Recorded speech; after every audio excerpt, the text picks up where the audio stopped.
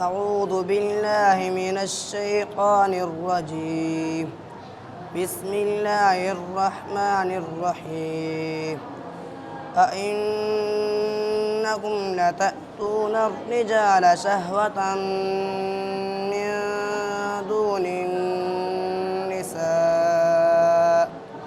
بل أنتم قوم تجهلون. فما كان جواب قومه إلا أن قالوا أخرجوا آل لوط من قريتكم إنهم أناس يتطهرون.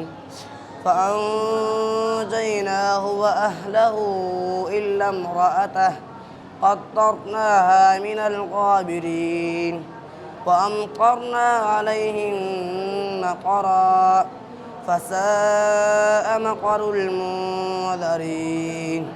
قل الحمد لله وسلام على عباده الذين اصطفى الله خير أما يشركون.